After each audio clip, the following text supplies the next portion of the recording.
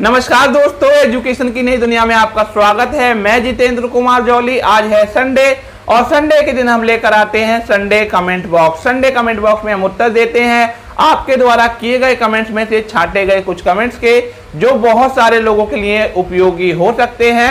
ऐसे ही कुछ कमेंट हमने यहाँ पर आज लिए हैं और उनके हम यहाँ उत्तर देने वाले हैं, तो इस वीडियो को शुरू से अंत तक देखिए। आइए शुरुआत करते हैं। पहला कमेंट किया है प्रतीची सिंह ने और इन्होंने पूछा है, हेलो सर, एमएड और एमए एजुकेशन का यूजीसी नेट पेपर सेम होता है क्या? तो देखिए, यूजीसी नेट द्वारा जो परीक्षा कराई जाती है उसमें एमए एजुकेशन और एमएड एजुकेशन वालों के लिए जो पेपर होता है वो एक ही होता है, अलग अलग पेपर नहीं होता है। अगला कमेंट किया है बंशिका चौधरी ने और इन्होंने पूछा है, सर प्लीज यूनिवर्सिटी बता दीजिए जो बीटीसी के बाद एमएड करा सकती हैं। तो देखिए, यूपी में लखनऊ यूनिवर्सिटी, कानपुर यूनिवर्सिटी, इसके अलावा बीएचयू और भी बहुत सारी यूनिवर्सिटी ऐसी हैं जहां पर आप लोग बीटीसी के बाद में एमएड कर सकते हैं। परंतु आपको एक बात का ध्यान देना है, बीटीसी के साथ में आपका ग्रेजुएशन अवश्य पूरा होना चाहिए, तभी आप यहां से एमएड कर सकते हैं। और भी बहुत सारी यूनिवर्सिटियां ऐसी हैं जो बीटीसी के बाद में एमएड करा रही हैं, उनके बारे में शीघ्र ही एक वीडियो अपने चैनल पर लाने का प्रयास करूंगा।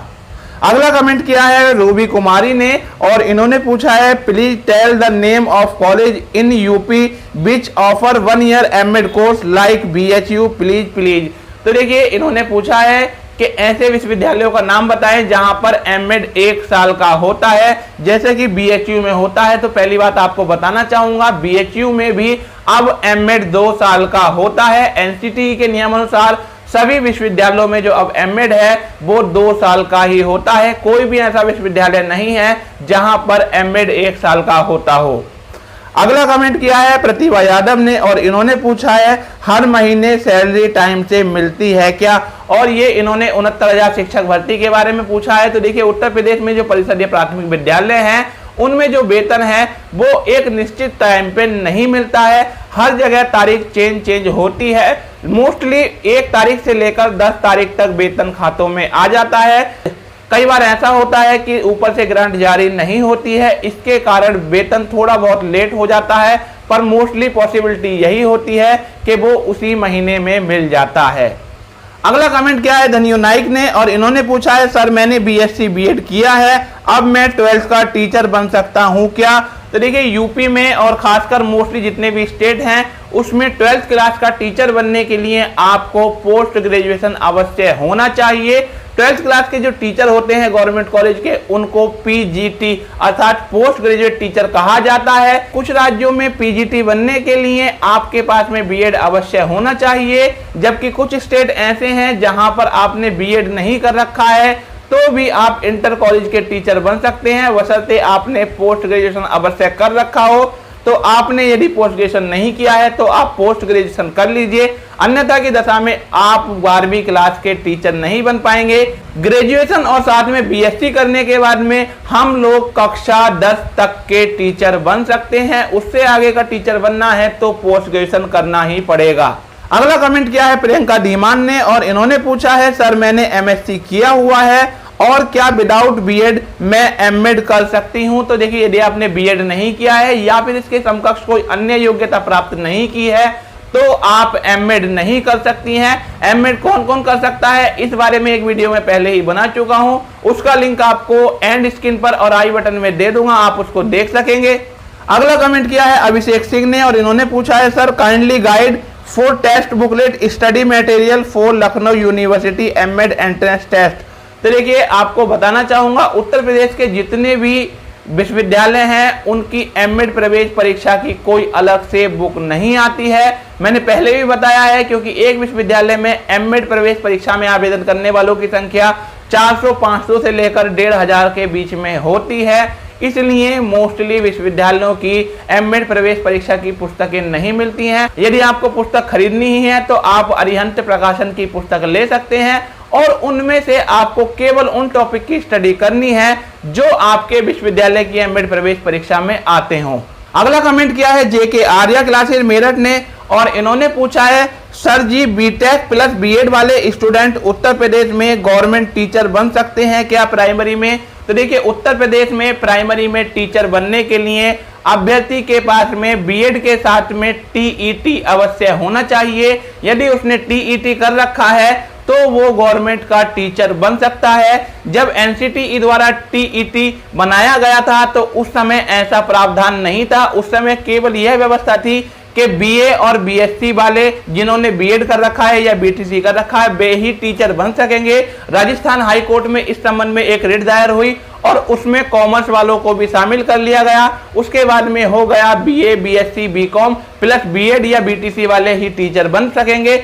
और मैं आपको अपना खुद का इंसिडेंस बता रहा हूं, मैंने खुद बीबीए किया है तो मेरे सामने उस समय यही समस्या थी, तो मैंने खुद अपने 3 साथियों के साथ मिलकर इस संबंध में इलाहाबाद हाई कोर्ट में एक जनहित याचिका दायर की थी। उसके बाद में एनसीटीई द्वारा इस नियम में संशोधन किया गया और वहां से बीए, बीएससी, बीकॉम के स्थान पर स्नातक शब्द किया गया है, जिसके कारण कोई भी प्रोफेशनल कोर्स करने वाला बीएड या बीटीसी कर लेता है तो वो यूपी में टीचर बन सकता है। यूपी ही नहीं पूरे देश में कहीं भी टीचर बन सकता है। अगला कमेंट क्या है कल्पना शर्मा ने, और इन्होंने पूछा है सर लॉकडाउन की वजह से बीएड 4th सेमेस्टर की एग्जाम अभी नहीं हो पाई है तो क्या मैं एमएड का फॉर्म भर सकती हूं। तो देखिए जिस यूनिवर्सिटी से आप अप्लाई करना चाहती हैं यदि वहां पर अपेयरिंग वालों को शामिल किया जाता है तो आप वहां आवेदन कर सकती हैं, परंतु आपको एक बात का ध्यान देना है, यदि काउंसलिंग की तिथि तक आपका परिणाम जारी नहीं हुआ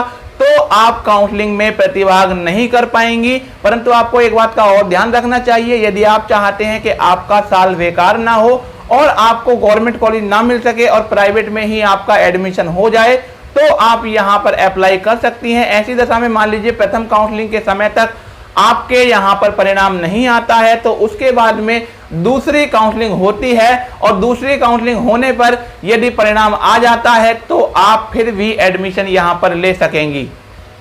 अगला कमेंट किया है अर्जुन यादव ने और इन्होंने पूछा है सर क्या एमएड पीएचडी के बराबर माना जाता है।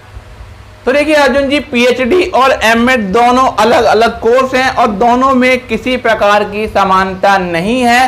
पीएचडी एक डॉक्टरेट लेवल का कोर्स है और एमएड एक मास्टर लेवल का कोर्स है। एमएड 2 साल का होता है, पीएचडी 5 साल तक की हो सकती है, तो इसलिए दोनों में कोई भी समानता नहीं है और किसी भी प्रकार से एक दूसरे के स्थान पर इनको यूज नहीं किया जा सकता है। अगला कमेंट किया है राजवीर ने और इन्होंने पूछा है सर जी नमस्कार, मैंने एमए एजुकेशन तथा एमएड किया है और एजुकेशन में नेट किया है, क्या मैं बीएड या बीटीसी में असिस्टेंट प्रोफेसर बन सकता हूं। मैंने एमकॉम भी किया है लेकिन उसमें 50% से कम है, प्लीज बताने का कष्ट करें। तो देखिए राजवीर जी, आपने एमए एजुकेशन किया है और एमएड किया है और आपने नेट भी कर रखा है, तो बीएड कॉलेज का प्रोफेसर बनने के लिए किसी भी व्यक्ति के पास ये 3 योग्यताएं होनी चाहिए। यदि आपके एमए एजुकेशन और एमएड में 55% से अधिक अंक हैं और यदि आप रिजर्वेशन कैटेगरी से बिलोंग करते हैं तो इनमें यदि आपके 50% से अधिक अंक हैं तो आप बीएड कॉलेज के टीचर बन सकते हैं और बीटीसी कॉलेज के टीचर भी बन सकते हैं, इसमें आपको कोई समस्या आने वाली नहीं है। अगला कमेंट किया है मोनिका बनर्जी ने और इन्होंने पूछा है सर मैंने BA in English literature and education से किया है, उसके बाद बीएड किया है, मुझे डिग्री कॉलेज में लेक्चरर बनना है, तो मैं आगे क्या करूं, एमए या एमएड। तो देखिए यदि आप एमएड करते हैं तो उसके बाद भी आपको किसी ना किसी विषय से पोस्ट ग्रेजुएशन अवश्य करना होगा। यदि आपकी पकड़ इंग्लिश में बहुत अच्छी है तो आप इंग्लिश से पोस्ट ग्रेजुएशन कर लीजिए, उसमें आपके अंक यदि 55% आ गए तो आप नेट इंग्लिश विषय से कर सकती हैं। इंग्लिश विषय में नेट क्वालिफाई करने वालों की संख्या कम होती है, इसलिए उनको जॉब आसानी से मिलने की संभावना रहती है। वहीं एजुकेशन विषय में बहुत अधिक कंपटीशन है और यहाँ पर जो सबसे ज्यादा नेट करने वाले होते हैं वो एजुकेशन विषय वाले ही होते हैं। तो अब आपको ये देखना है कि यदि आपके इंग्लिश विषय पे अच्छी पकड़ है तो आप एमए इंग्लिश से कर लीजिए, अन्यथा की दशा में आप एमएड भी कर सकती हैं। अगला कमेंट किया है गीता शर्मा ने और इन्होंने पूछा है सर जेआरएफ के लिए कितनी एज मैक्सिमम होती है। तो देखिए जेआरएफ करने के लिए अभ्यर्थी की उम्र 30 साल से अधिक नहीं होनी चाहिए। यदि अभ्यर्थी किसी रिजर्वेशन कैटेगरी से बिलोंग करता है तो तो उसको यहां पर 5 साल की छूट दी जाती है, अर्थात रिजर्वेशन कैटेगरी वाले 35 साल की उम्र तक जियारत कर सकते हैं।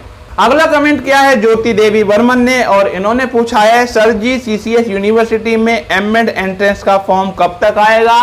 तो देखिए इस समय देश में कोरोना का संक्रमण अत्यधिक मात्रा में फैला हुआ है। उत्तर प्रदेश की बात करें तो मेरठ जिला जो है जिसमें सीसीएस यूनिवर्सिटी है वो कोरोना संक्रमितों की संख्या के मामले में दूसरे स्थान पर आता है। उस क्षेत्र को रेड जोन घोषित किया गया है और 31 मई तक विश्वविद्यालय सहित सारे संस्थान बंद हैं, इसलिए वहां पर अभी फॉर्म आने की संभावना कम लग रही है। जैसे ही चौधरी चरण सिंह विश्वविद्यालय मेरठ के आवेदन फॉर्म आ जाएंगे इस बारे में वीडियो बनाकर अपने चैनल पर अपलोड कर दूंगा, आप उसको देख सकेंगे। साथ ही आपको यह भी सलाह दी जाती है कि आप भी चौधरी चरण सिंह विश्वविद्यालय की वेबसाइट का नियमित रूप से अवलोकन करते रहें। ये थे इस हफ्ते के कुछ कमेंट। यदि आपको भी किसी बारे में जानकारी चाहिए हो तो हमें कमेंट करके बताइए। यदि उस बारे में हमारे पास जानकारी हुई तो हम आप तक पहुंचाने का अवश्य प्रयास करेंगे। ये वीडियो आपको कैसा लगा ये भी कमेंट करके बताइए। वीडियो अच्छा लगा हो तो लाइक कीजिए और अपने साथियों में शेयर कीजिए। यदि आप हमारे चैनल पर नए आए हैं और आपने अभी तक हमारे चैनल को सब्सक्राइब नहीं किया है तो चैनल को सब्सक्राइब कर लीजिए। सब्सक्राइब करने के बाद बेल आइकन दबाकर ऑल नोटिफिकेशन ऑन कर लीजिए ताकि हमारी आने वाली वीडियो का नोटिफिकेशन आपको मिलता रहे। फिर मिलेंगे एक नई वीडियो के साथ, तब तक के लिए गुड बाय।